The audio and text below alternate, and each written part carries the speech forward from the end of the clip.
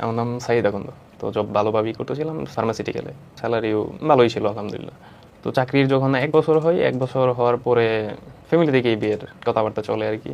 তো মেয়ের দেখা হয়, আমি যাই নাই দেখার জন্য, যেহেতু ফ্যামিলি থেকে হচ্ছে আর বাবা আমার পছন্দই আমার, মানে চলে আসো, মানে এইভাবেই কোনো আয়োজন নাই, কোনো কিছু নেই, হুট করে যে তুমি চলে আসো, আজকে রাত্রি বিয়ে হয়ে যাবে।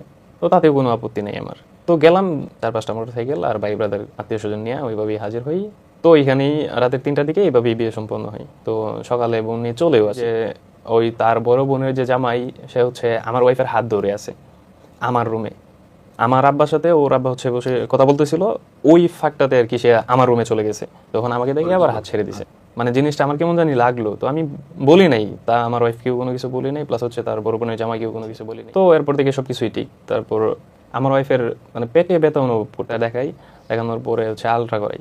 তো আলট্রা করানোর পরে রিপোর্ট আসছে যে সে 3 মাসের প্রেগনেন্ট। আমার সাথে বিয়ে হয়েছে 1 মাস, বাট উনি প্রেগনেন্ট হচ্ছে 3 মাস। আমি আসলে মানে কি বলবো, এটা হচ্ছে মানে আকাশ ভেঙে মাথায় পড়ে যাওয়ার মতো। মানে মাটিতে বসে পড়ি একদম। মনের ব্যথাটা মুখের কথাই প্রকাশ করা যায় না। মানে আমি ভাবতে পারতেছিলাম না কোনো কিছু, আমি হচ্ছে কি করবো আমি সেটা বুঝতে পারতেছিলাম না, বা আমার কি করা উচিত। দেন হচ্ছে আমি তাকে জিজ্ঞেস করলাম, তো এটা কিভাবে কি হয়েছে আমাকে একটু খুলে বলো। দেন তখনও সে মিথ্যা বলতেছে। ওই নানার বাড়িতে গেছিলাম, ওইখানে একটা ছেলের সাথে সম্পর্ক হয়েছিল, মানে এক একবার এক একটা বলতেছে, মিথ্যা বলতেছে। পরে আমি অনুমান করলাম যে ওই যে তার দুলাভাইকে যে দেখলাম হাত ধরতে, দেন আমি ওইটা থেকে বললাম যে তাহলে তোমার সম্পর্ক তোমার দুলাভাইয়ের সাথে। এরপর সে স্বীকার করে যে হ্যাঁ, তার দুলাভাইয়ের সাথেই তার সম্পর্ক। তো আমি আমার আব্বা আম্মাকে জানাইতে চাই নাই যে আমি হচ্ছে একলাই, আমার কোনো ভাই নাই। তো আমার আব্বা আম্মায় তো শখ করে বিয়ে করাইছে, তারা দেখে তারা পছন্দ করে হয়তো বা ব্যাপারটা নিতে পারবে না যদি কোনো অ্যাক্সিডেন্ট ঘটে যায়। আমি কোনো রিস্ক নিতে চাই নাই আমার আব্বা আম্মার ক্ষেত্রে। তো আমি তাদেরকে না জানি না, আমি আমার বড় বোনকে জানাই যে এরকম এরকম। বড় বোনের জামাই আমার দুলাভাই, প্লাস হচ্ছে তাদের বাড়ির মোটামুটি যারা আছে, মানে তাদের বাড়ি যারা বিয়ে করাইছিল আমাকে, তো তারা আমাকে বললো যে আচ্ছা ঠিক আছে, তাহলে তুমি তোমার আব্বা আম্মারে জানাও না, না জানায় তুমি আমাদের এখানে আসো ওয়াইফকে নিয়ে। তো আমি আমার ওয়াইফকে নিয়ে তাদের বাড়িতে চলে যাই, আমার বড় বোনের বাসায়। আবার আমার বড় বোনের বাসা আর হচ্ছে আমার ওয়াইফের যে নানা বাড়ি, দুটা একই সাথে। পরে ওই তার যে দুলাভাই আমার ওয়াইফের, তাকে ওইখানে নিয়ে আসা হয়, ওর আব্বা আম্মাকেও নিয়ে আসি। তো নিয়ে আসার পর সবাইকে দেখাই, সবাইকে বলি জিনিসটা, সততা প্রমাণ করি, এমনকি সবাই দেখে এবং বুঝে। তারপর আমি কিছু মারধরও করি ওর দুলাভাইকে, কন্ট্রোল করতে পারিনি। তারপর সিনিয়র পার্সন আরও যারা আছে তাদের বাড়ির আমাকে জিজ্ঞেস করে যে এখন তুমি কি করবা, বা তোমার সিদ্ধান্ত কি। অনেক ভাবলাম যে আমি তো আর পছন্দ করে বিয়ে করি নাই, আমার আব্বা আম্মা দেখে করাইছে, ফ্যামিলি থেকে করাইছে। তো যা হয়েছে হয়তো বা মানে আমার ভাগ্যে ছিল এটা। আর হচ্ছে আমি ওকে ডিভোর্স দিয়ে দেবো, লাইফটা তো নষ্ট হয়ে যাবে, শেষ হয়ে যাবে। আর ডিভোর্সটা তো হচ্ছে যে ইসলামে এটা পছন্দ না, মানে একটা সংসার ভেঙে দেওয়া ব্যাপারটা কেমন।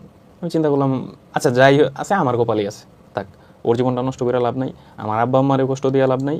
মানে আমি চিন্তা করলাম যে ডিভোর্স দিয়ে দিলে তো হয়তো বা একটা ছেলের সমস্যা হয় না বর্তমান সমাজে, বাট একটা মেয়েরে তো মানুষ কত কিছুই বলে, থাক না, ওর জীবনটা নষ্ট করে এত লাভ নেই, ওর ডিভোর্স দিতে চাই নাই, মানে আমি পারি নাই তার জীবনটা নষ্ট করতে।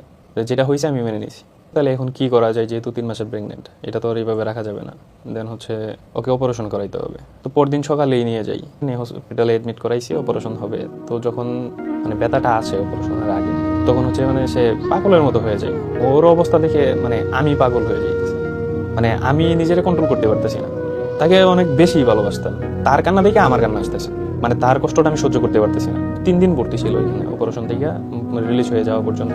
ওই 72 ঘন্টা আমি তার হাত ধরে বসেছিলাম। যখন শরীর অনেকটা ক্লান্ত হয়ে গেছে, তখন তার বেডে তার পায়ের পাশে আমি গিয়ে শুয়েছিলাম। আমি তাকে ছেড়ে যাইনি কোথাও। আমি কোথাও গেলে সে কান্নাকাটি বেশি করতো। আমি যতক্ষণ পাশে বসে থাকতাম, হাত ধরে রাখতাম, মাথায় হাত দিয়ে রাখতাম, ততক্ষণ সে সাইলেন্ট থাকতো। আমার আব্বা আম্মা জানতো আমি শ্বশুর বাড়িতে বেড়াইতেছি, কোনো কিছুই জানে না। তো এখান থেকে তাকে আমার শ্বশুর বাড়িতে পাঠায় আমি বাড়িতে চলে যাই। আমি এইভাবেই থাকতে, বা আব্বা আমারে কোনো কিছু জানাই নাই, আমি পারফেক্ট অভিনয় করে যাইতেছি, যেন আমার কথাবার্তা বা আচার ব্যবহার দিকে কোনো কিছু না টের না পাওয়া যায় তারা। কারণ যদি জেনে যায় তারা, তাহলে তো কষ্ট পাবে। আমি তো কষ্ট দিতে রাজি না, আমি চাই না। তো সে যখন মোটামুটি একটু সুস্থ হয় সপ্তাহখানেক পরে, তো ওকে আমার বাড়িতে নিয়ে যায়। আবার বাড়িতে নিয়ে যাওয়ার পরে আলহামদুলিল্লাহ ভালোই সংসার চলতেছিল। আবার সবকিছু মানে আমি তাকে এই জন্য কোনো কিছু বলিও নাই, মারিও নাই। পরে সবকিছু সুন্দর করে আবার গোছায় আগের মতোই, কেউ যেন কোনো কিছু বুঝতে না পারে, জানতে না পারে, তাকে নিয়ে আবার সংসার করতে থাকি। আমি এই টপিক নিয়ে তাকে কোনো কোয়েশন করিনি, এর মাঝে ভালোই যাচ্ছিল। তো এখানে হচ্ছে যে তার যে আম্মা আর তার নানি, তারা দুইজন হচ্ছে আর কি মানে অন্য টাইপের মহিলা। তারা বিভিন্ন কথাবার্তা বলতো আমার ওয়াইফকে। আমার ওয়াইফ আমাকে আলহামদুলিল্লাহ অনেক ভালোবাসতো। তো ওই যে মানে একবার দুইবার তিনবার কুবুদ্ধি যদি হয়, ওই যে মেয়ের মা যত বেশি চালাক ওই মেয়ের বিয়ে হবে হবে আরো অনেকবার তালাক, ব্যাপারটা আর কি ওইরকম হয়ে যায়। মানে ওর মা ওকে কুবুদ্ধি দেয়। ব্যাপারটা এরকম যে তুমি যদি ওর ঘরে থাকো তাইলে তো তুমি কোনো সময় মাথা উঁচা করে কথা বলতে পারবা না, তুমি তার হাতে ধরা খেয়ে গেছো, এরকম টাইপের আর কি। তো এইভাবে একবার দুইবার তিনবার ওর ব্রেনটা ওয়াশ করতে থাকে ওর আম্মা, তো সংসারও চলতে থাকে। তো আমরা কিছুদিন পরে আবার তাদের বাড়িতে বেড়াইতে যাই। তো তখন হঠাৎ করে তার আব্বা বলতেছে যে তুমি চলে যাও, আমার মেয়েরে আমি তোমার কাছে দিই। কোনো কথা কাটাকাটিও হয় নাই, কোনো কিচ্ছু না। তারপর তার আব্বু হচ্ছে দিবে না, সে চলে আসবে আমার সাথে, সে আমার সাথে চলে আসছে। এরপর হচ্ছে 2-3 মাস পরে তার আব্বা যায় আমার এখানে আমাদের বাড়িতে বেড়াইতে, আমারে আর আমার ওয়াইফকে আর কি তার আব্বা নিতে গেছে। তো ওইখানে রেখে আমার আব্বাকে নিয়ে গেছে সাথে, আমাকে নেই নাই। তো যেখানে আমার আব্বা যাবে ওইখানে তো আর আমি বলতে পারি না যে আমি যাব। তারপর হচ্ছে আমার বাবা যায়, আমার ওয়াইফ আর তার আব্বা যাই গিয়া একদিন থাকে। তো একদিন থাকার পরে হচ্ছে তো আমার বড় বোনে ফোন দিয়েছে যে আব্বা তুমি যেহেতু আসছো তাহলে আমাদের এদিকে এক রাত থেকে তুমি পরের দিন সকালে যাও। তো আমার ওয়াইফকে নিয়ে আমার আব্বা গেছে তাদের বাড়িতে। তো রাত্রে খাওয়া দাওয়ার পরে সে, আমার বোন আর একটা ছোট বাইক না আছে, তারা 3 জন একসাথে থাকছে, আমার দুলাভাই হচ্ছে পাশের রুমে।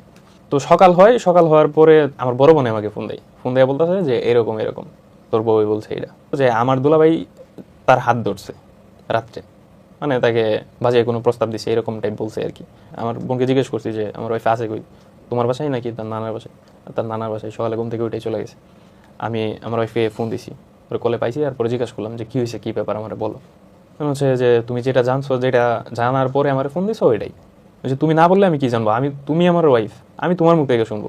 দেন সে আর আমার সাথে কথা কন্টিনিউ করে নাই, সে ফোনটা রেখে দিছে, তার আর ফোনে পাই নাই। তো যাওয়ার আগেও তার সাথে আমার কোনো কথা বা কোনো ঝগড়া বা কোনো কিছুই না, সে খুব ভালোভাবে আমার কাছ থেকে বিদায় নিয়ে গেছে। আমার ছাড়া সে একলা থাকতে পারে না, সে অনেক কান্নাকাটি করে গেছে, আমার জড়ায় দৌড়ে কান্না করা, হ্যাঁ সে যাবে না, আমার এখানে রেখে সে একলা যাবে না, আমারও যাইতে হবে। তো তারে অনেক বুঝায় অনেক সুন্দর করে পাঠাইছি। তো এইভাবে যাওয়ার পর এই সব কিছু করছে। দেন হচ্ছে আমি যাই তাদের বাড়িতে, গিয়ে ওরে খুঁজি, সে আমার সামনে আসা নাই। পরে সন্ধ্যার দিকে ওর রুমে পার্সোনালি আমাকে কথা বলার ব্যবস্থা করে দিছে। তো তার কথা হচ্ছে যে অভিযোগ সত্য। তো সত্য যদি হইতো তাহলে তো আমি তো তার হাজব্যান্ড, এমনকি তার সাথে আমার কোনো সম্পর্ক খারাপ নাই। সে তো আমাকে সকালে জানাইতে পারতো, সকালে 11টা হয়ে গেছে, সে আমাকে ফোন দেয় নাই, আমাকে জানাই নাই। তো আমি কি করে বুঝবো যে অভিযোগ সত্য? আর সে যে অভিযোগ করছে যে সে আমার বোনের পাশে শুয়েছিল, ওইখান থেকে আমার দুলাভাইকে তার হাত ধরছে, তো এটা তো পসিবল না। কারণ কোনো স্ত্রীর সাথে একটা মেয়ে থাকলে বা যে কেউ থাকলে ওইখানে তো ওর পুরুষটা মানে যাওয়ার মতো সাহস পাবে না। তো এখানে তো বিশ্বাস করার কোনো ওয়ে নাই, কারণ সে পূর্বেও যে ঘটনা করছে, সে তার দুলাভাইয়ের সাথে যে সম্পর্ক ছিল এটা তো অবশ্যই স্বেচ্ছাই ছিল, এমনকি তার ফ্যামিলি জানতো, কিন্তু প্রেগনেন্ট হয়ে গেছে যে এটা জানতো না, হাইট করে বিয়ে দিয়ে দিছে। তো সে আমার ঘরে আসবে না, কথা বলতে ইচ্ছুক না, সত্যি মিথ্যা প্রমাণ করতে ইচ্ছুক না, সে আমার কাছে আসবে না, এটাই হচ্ছে কথা। এটা বলে সে আমাকে ওই রুমে রেখেই সে চলে যায়, সে আসবে না, এটাই হচ্ছে তার লাস্ট কথা। তো সপ্তাহখানিক পরে সে হচ্ছে বিভিন্নভাবে প্রেশার ক্রিয়েট করতে থাকে যে তাকে ডিভোর্স দিয়ে দেওয়ার জন্য, নয়তো নারী নির্যাতনের মামলা করবো, যৌতুক মামলা করবো, এরকম বলে মানে চাপ সৃষ্টি করতে থাকে। দেন হচ্ছে তাকে আনার জন্য অনেক চেষ্টা করি, আমি তার সাথে যোগাযোগ করতে অনেক চেষ্টা করি। সে আমার ফোন রিসিভ করতো কিন্তু কোনো কথা বলতো না। আমি তাকে এমনটা বলছি, আচ্ছা ঠিক আছে যা হয়েছে বাদ দাও, তুমি চলে আসো, তুমি যা বলবো আমি তোমার কথা সব মেনে নেব, যে আমি তো তোমার অন্যায় ক্ষমা করে দিছি। এখন যদি আমি অন্যায় করেও থাকি, আমি তো জানি আমি নির্দোষ, আমি তো ওই জায়গায় উপস্থিত ছিলাম। দুলাভাই যদি অপরাধ করেও তাইলে ঠিক আছে, তার বিচারও হবে। প্রথমত তুমি আমার স্ত্রী, তো আমার স্ত্রীর গায়ে যদি কেউ হাত দেয়, সে যেই হোক তাকে তো আর ছেড়ে দেওয়া হবে না। তুমি আসো, তারপর আমি ওর বিচার করতেছি। সে আসবে না তো কোনোভাবেই আসবে না। আমি অনেক চেষ্টা করছি তাকে আনানোর জন্য, আমি মানে ফোন করে ওর কাছে কান্নাকাটিও করছি, হ্যাঁ আমি ওর পায়ে পর্যন্ত ধরছি যে তুমি চলে আসো। আমার জায়গা থেকে অনেক চেষ্টা করছি তাকে নিয়ে আসার জন্য, সংসারটা না ভাঙার জন্য, কিন্তু সে কোনোভাবেই আসবে না। দেন হচ্ছে যে একটা পর্যায়ে বাধ্য হই ডিভোর্স দিতে, দিক থেকে যেভাবে চাপ দিতেছে বিভিন্নভাবে অনেক কিছু, দেন হচ্ছে ডিভোর্স দিয়ে দিই, হয়তো মামলা টামলা করবে। তারপর চিন্তা করলাম সে যদি না আসে তাহলে তো আর জোর করে আর কোনোভাবেই আনা। এরপরে ক্যাবিনেট টাকা দিয়ে তারপর চলে আসি। আমি এখন পর্যন্ত হচ্ছে যে হয়তো বা আমার চোখ দিয়ে জল আসে না এখন আর, কারণ আমি কাঁদতে কাঁদতে এমন অবস্থা হয়েছে যে ওই চোখের জল মেবি শুকায় গেছে, কোনো কিছুতে আমি কাঁদতে পারি না। মানে ওই যে শোক সয়ে গেলে শোক, মানে এটা সইতে এমন অবস্থা হয়েছে আমার যে এখন মানে কোনো কিছুতেই আর মন খারাপও লাগে না। এখন আর নতুন করে কোনো প্ল্যান নাই, আর কোনো কিছুই নেই, আমি কোনো কিছুই পারি না।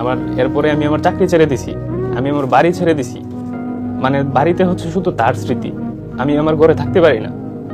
আমি ভালো স্যালারি পাইতাম, খুব সুখে ছিলাম, আমি এক বাপের এক ছেলে, আমার লাইফটা অন্যরকম ছিল, লাইফ লিড করতাম। আমার অভাব কোনোদিন আমার বাপ মা বুঝতে দেয় না আমাকে, কিন্তু সে একটা পার্সন, সে আসার পরে আমার লাইফটা শেষ হয়ে গেছে। মানে আমি আমার নিজের কোনোভাবেই স্ট্রং করতে পারিনি। আমি এইখানে আসছি প্রায় নতুন আসছি 6 মাসের মতো, তো এরপর থেকে আমি আর বাড়িতে যাই না। বাড়িতে আমি থাকতে চেষ্টা করছিলাম, চাকরি করতেও চেষ্টা করছিলাম, কিন্তু আমি কন্টিনিউ কিন্তু মানে যাই না। বাড়িতে গেলেই তো তার স্মৃতি সিনেমা অভিনয় করতে, মানে নিজেরা বোঝাবো নাকি এখন বাপ মারে বোঝাবো। মানে আমি ওর ফ্যামিলিটা ঠিক রাখতে গিয়ে এখন মানে আমার নিজের জীবন নিজের ফ্যামিলি নষ্ট করে দিচ্ছি। আমি এখন পর্যন্ত তার স্মৃতি বলতে পারিনি, এইগুলাই বলতে পারিনি। তো আমি সামনে নতুন করে আর কোনো কিছু কি প্ল্যান করবো, কোনো কিছুই তো করতে পারি সামনে, মুখও দেখানো যায় না। মানে নিজের কাছেই নিজেরা ছোট লাগে এখন। মানে যারে নিয়ে তো গর্ব করছি, যার জন্য তো কিছু করছি, এখন সেই লাস্ট পর্যন্ত এটা করছে আমার সাথে। তবে আমি একটা কথা বলতে চাই যে তার যদি মনে হয় যে সে আমার সাথে ঠিক করছে, আমি তার জন্য এত কিছু করার পরেও সে যা করছে, তার যদি মনে হয় যে সে আমার সাথে ঠিক করছে, তাহলে আমিও আল্লাহর কাছে চাই যে সেম ঠিকটা যেন আল্লাহ তার সাথে করে।